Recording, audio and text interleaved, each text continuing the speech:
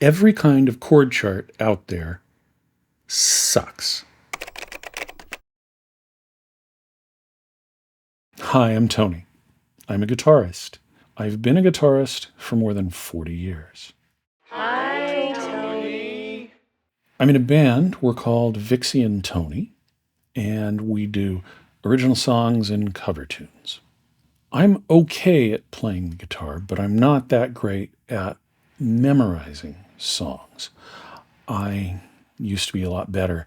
I remember when I was a teenager in a cover tunes band, I used to go to gigs with just the synthesizer patches written down. But nowadays, my hard drive is full, and we don't play very often. So, to compensate for my addled brain, I'm using charts. Some might say that using charts on stage is cheating. Sure.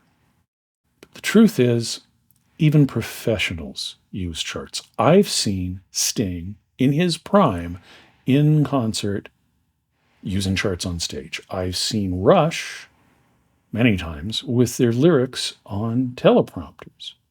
This is common and normal. And so I don't want to talk about whether or not anyone should or shouldn't use charts on stage. For those of us who do use charts, I want to talk about how those charts are made. Over the years, I've decided that I need my charts to be a certain way. We're talking Sheldon Cooper with the new whiteboard levels of anal retentiveness here. So, what is it that I need in a song chart? What is it that helps me the most? Well, I need charts that can be used either on stage or in song circles or in a recording studio. I need one chart to rule them all. It needs to be in a clean, simple layout, and I need to be able to read it from a distance. I need it to be for the kinds of songs that my band does, which is kind of folk rock. That means I only need the chords and the lyrics up. But I do need the chords and the lyrics lined up together with each other. Sometimes because I'm going to be the one singing the song, but even if I'm not, I need to be able to see the lyrics so that I know where I am in the song based on what line Vixie is singing. I need it to help me so that I don't lose my place in the song. I need it to be usable whether I just need quick hints or whether I need a complete chord by chord walkthrough because somebody just hit me with a neuralizer. It happens. Here's my problem. Every kind of chord chart out there sucks. They're just awful. I can't use them, at least not for what I want to do. Like, let's say I've got chords over lyrics. That's super common, but it's just awful. I get no sense of the rhythm or the structure of the chord progression. There's no way to anticipate the chords coming up because I have to read the chords at exactly the same time I'm reading the lyrics. I feel like I'm playing Tetris and my brother's yelling at me because I rotated the L block the wrong way.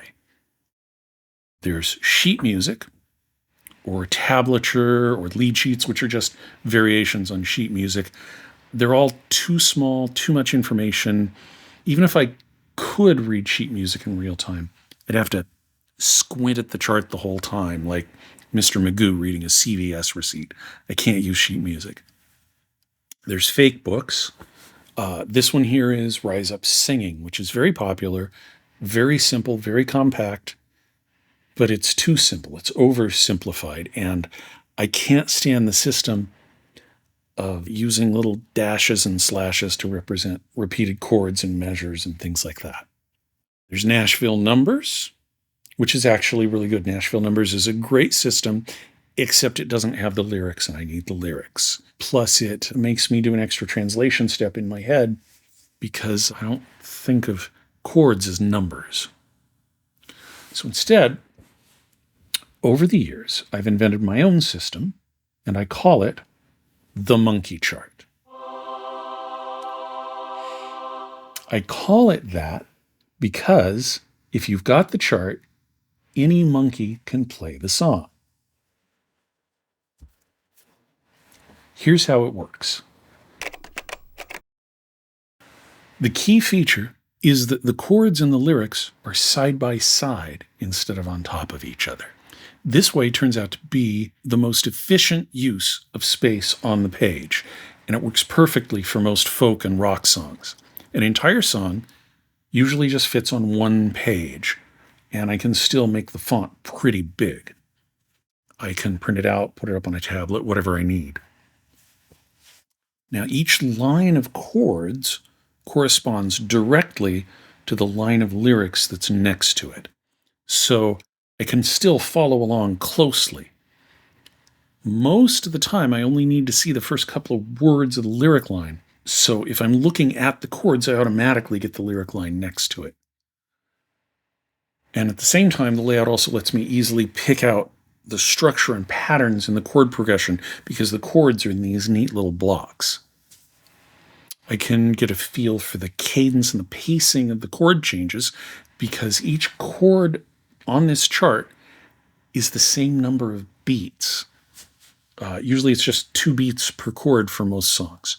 Really importantly, repeated chords where I'm hanging out on the same chord for a long time, that just gets the chord written down again as many times as needed for as many beats that it's playing. There's no dashes or slashes or bar markers or anything like that, just chords. And I can just follow along from chord to chord if I have to. Same thing for repeated sections like choruses. On a monkey chart, they're just repeated fully. They're just fully written out every time that they're played.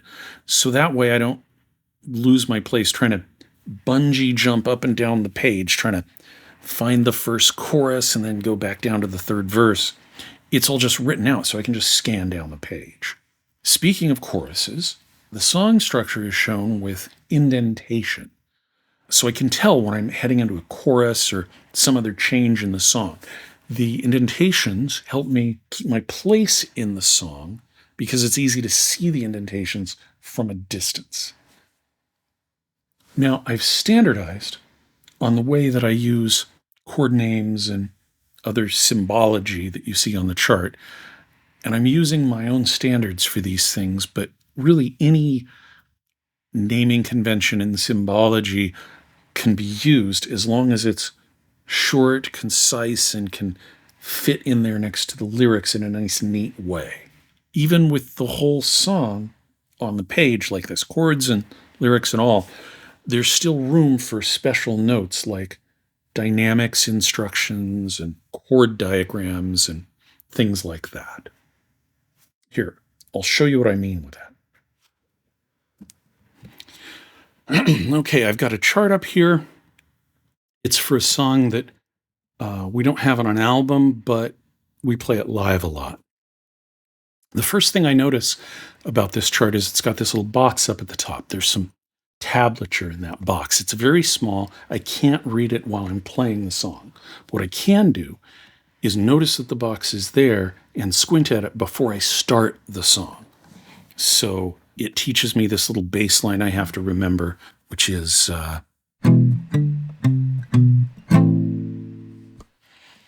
and then there's these little arrows here sprinkled throughout the chart, which indicate that I have to jump more quickly between those 2 chords than I do throughout the rest of the song. The pacing of the chords is faster. In that case, these chords go like... There's like a little rhythmic jump in the way those chords are played. Those are right next to this part where I palm mute, and I'm using the word tacit to describe that. Now, tacit is a fancy Latin word. It means shut the f up. But this is actually a little more complicated than that. It's actually my shorthand for saying palm mute followed by a brief tacit. That section ends up going like Up on the wire, they're all in rows. We're in the territory of the Dayton Street Crows. Like that. You can probably tell Vixie's the one who sings this song. Let's see. Here I'm supposed to do a single slow strum and let it ring out. Again, this is more my own personal language. I just use the word strum here because it's shorter than saying glissando or arpeggio. And besides, neither of those fancy Latin words are the right word anyway. It's just saying I go like this.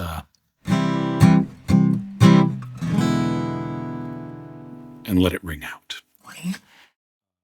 And then I've got some highlights on the page. One where I have to play quietly for that section, and some other highlights that indicate I play those only once instead of twice like I do in the first verse. Those are there to remind me and Vixie and the rest of our band when the right time is to come in on the next section. And finally, you've got this weird ending chord down at the bottom of the sheet. Again, this is something I'll see before I start the song.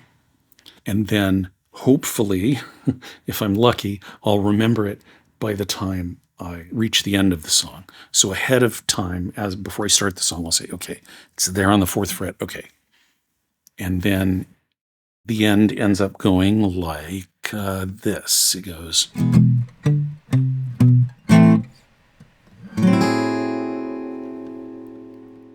Also, you might notice that that chord name is wrong. That's, again, my own personal language. I'm shortening the name of the chord. It really could be any one of a bunch of different names, but all those names are just too long to write down and read off of the chart. If you know your music theory, you're probably shouting one of those names at me right now. You know, I can't hear you, right? That's not the way YouTube works. Anyway, take a deep breath, calm down. I did it on purpose. It's so that I don't have to write down A minor major 13th with almond milk and 3 shots of caramel. I just write down A13 and then stick the chord diagram there. I do that for a few different chords in songs in various places. Like there's this common one. That's a C with an added 9th. Very common chord in folk music and rock music and all sorts of other places. You hear it all the time. I don't always write down C add 9 on my charts because it takes up too much space. Often I'll just write C9 and then know that I need to play a C add 9, which is a little weird because C9 is actually a completely different chord. C9 is this. But I play C9 chords so rarely because I'm not a jazz musician and I don't turn every chord into a 9th chord just because I can. I call them as I see them. Anyway, I write down C9 and know that I'm supposed to play a C add 9. It's my own personal language. And again, any language can be used on this chart. Whatever chord standard you want for yourself, that's what you can write down on the chart. Now, I will say that monkey charts don't work for every type of song. They usually only work for just simple folk and rock songs that have a fairly straightforward arrangement and not a lot of curve balls. If the song has too many sections that need to be tabbed out or too many weird chords, these charts kind of fall apart. They don't work well for prog rock, is what I'm saying. But generally, for the kind of songs that I play, these charts are an absolute godsend. I can put one of these charts in front of me and generally get my way through the entire song, even if I haven't played the song in years. Doesn't mean I don't make mistakes, but at least I can get through the song without completely train wrecking. Now, I will say these charts take a little bit of work to prepare ahead of time, but it really pays off. If you want to try one of these things yourself, then I've got a web page that's got all the details on it. It's, exactly what fonts I use, how I adjust the line spacing, all the little standards I use, how the software works for me, things like that. The link to that webpage will be down in the description of this video. So you can follow that and try it yourself. And do me a favor, if you do try it yourself, add a comment below and let me know how it's working for you. I'm not saying that just to drive engagement or appease the YouTube algorithm gods. I'm saying it because I genuinely want to know if other people are using this kind of chart. I have never seen anybody else using charts quite like this, except for people who are in my band or friends who have picked it up directly from me. I feel like there's got to be other people out there using this particular style because to me it seems so obvious. It works so well. But maybe there's a secret society of monkey charters out there that I've just never met. So if that's you, leave a comment down below and teach me your secret handshake, because I'd like to join your secret society. Anyway, thanks so much for listening to my rant, and please keep making music. Thank you.